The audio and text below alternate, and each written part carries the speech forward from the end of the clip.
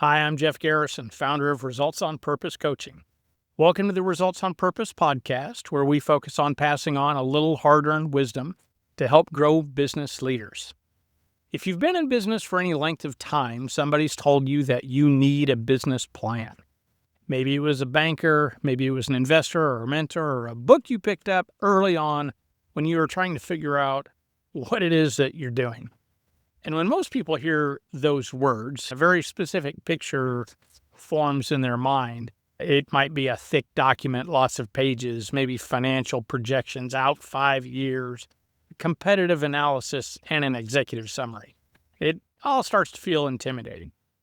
I want to spend a little time today on where that idea came from, how it changed over the last 30 years or so, and where it's landed. Because the business plan most owners picture in their head is not the business plan that actually helps them run their company. And the story of how we got from one to the other is more interesting than you might expect. We'll come back here to the front porch after this break and get into it. Welcome to the Growing Leaders Podcast, powered by Results on Purpose. If you're a small or mid-sized business owner or part of a leadership team, this podcast is built for you. We share ideas and stories to help you grow into the leader your business needs. Welcome back. Now let's start with that thick document, because that's where almost everybody started. For a long time, the business plan was something you wrote to get something.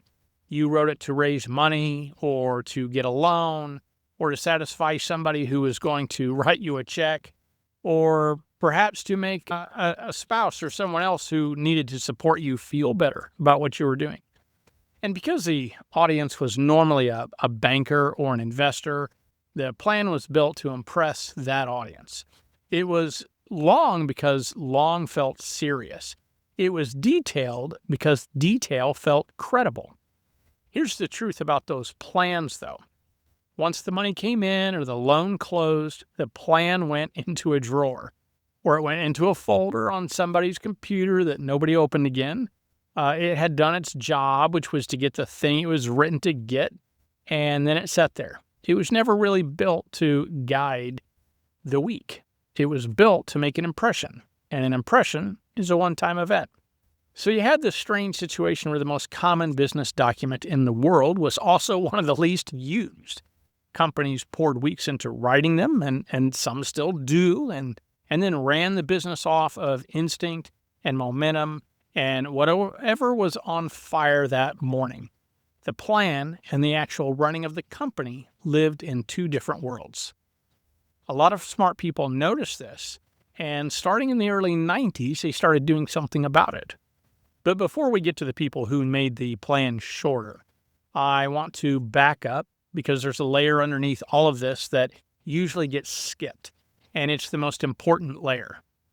In 1994, two researchers named Jim Collins and Jerry Porras published a book called Built to Last. You've probably heard of it. Porras was a professor at Stanford. Collins had been there too, and the book was the result of a long research project. They were not trying to write a planning template. What they were trying to do was answer a much bigger question. Why do some companies endure for decades, even a century, while others that look just as promising fade out? What do the lasting ones actually have in common? So 2 years later, in 1996, they distilled the core of that research into an article in the Harvard Business Review called Building Your Company's Vision.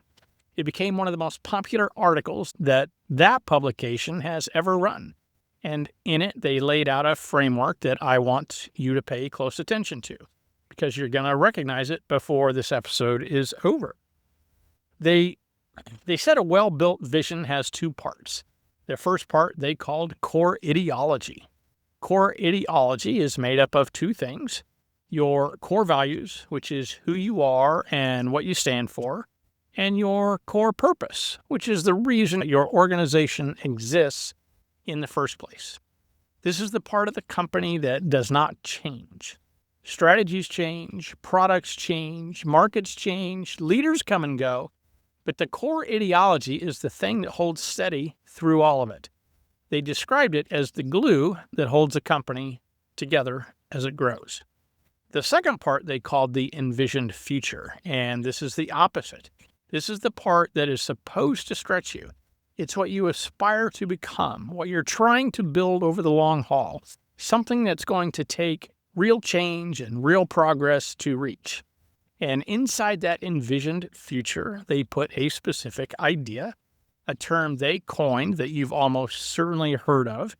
They call it the BHAG, or the big, hairy, audacious goal. A goal so bold, it is a little bit scary, with a clear finish line, something you can actually look at someday and say, we did that.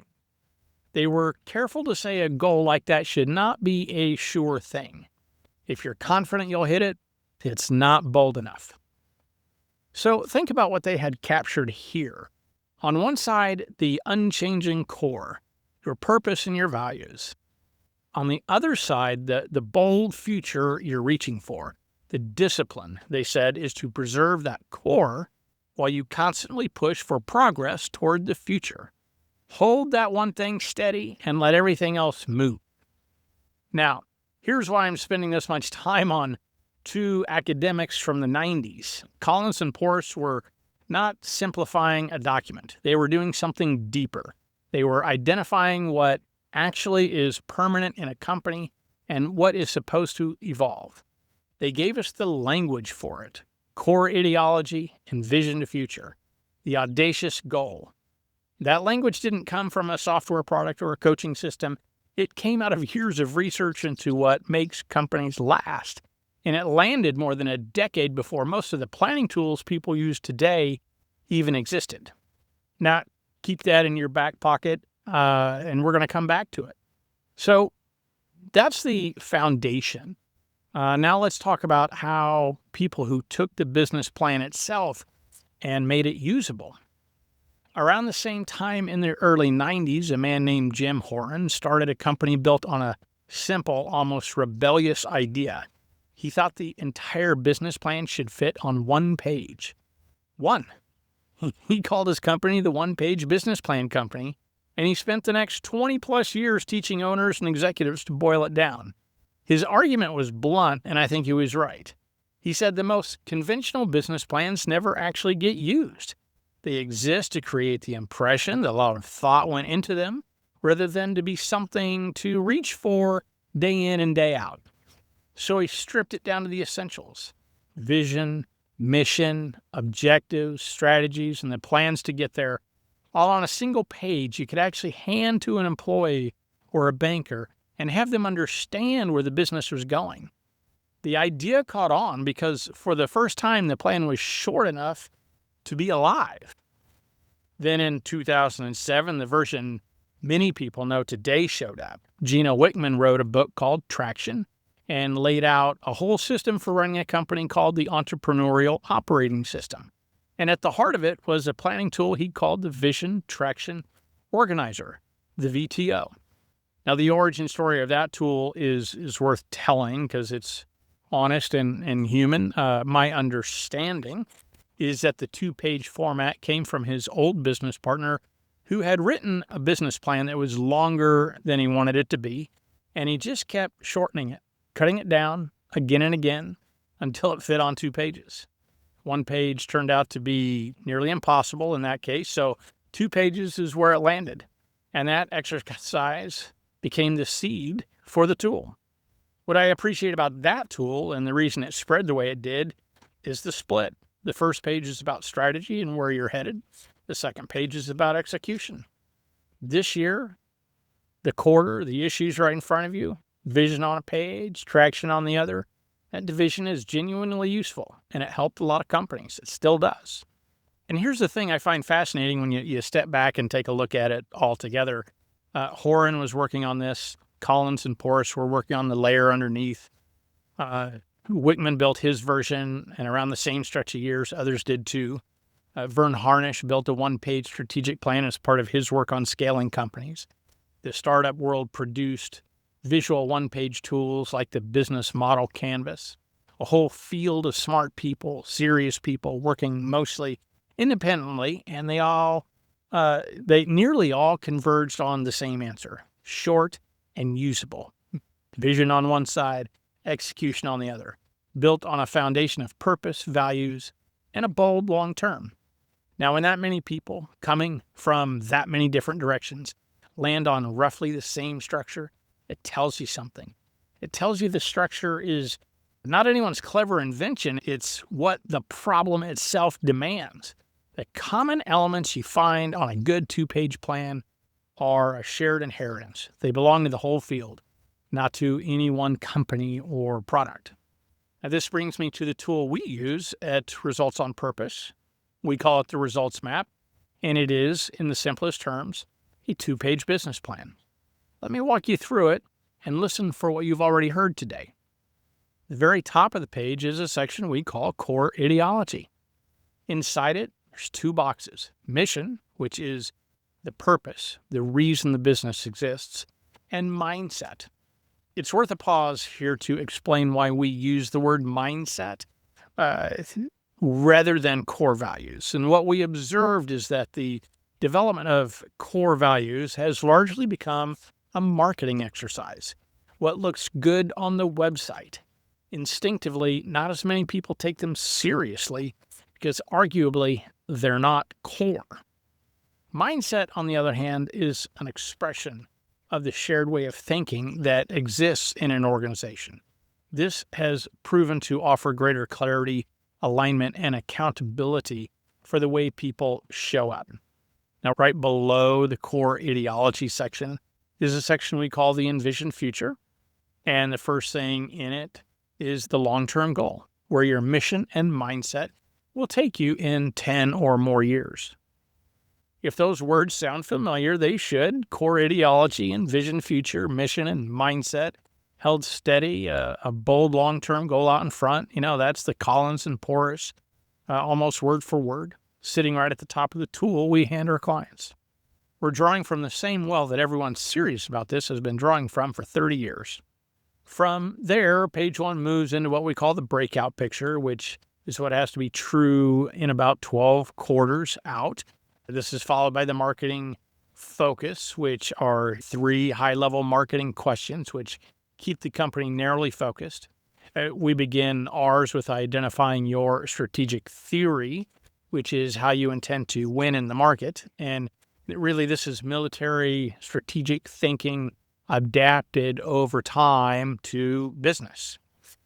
We also ask who's in your tribe, which is the specific kind of client you're built to serve based upon their mindset or psychographics, not just their demographics.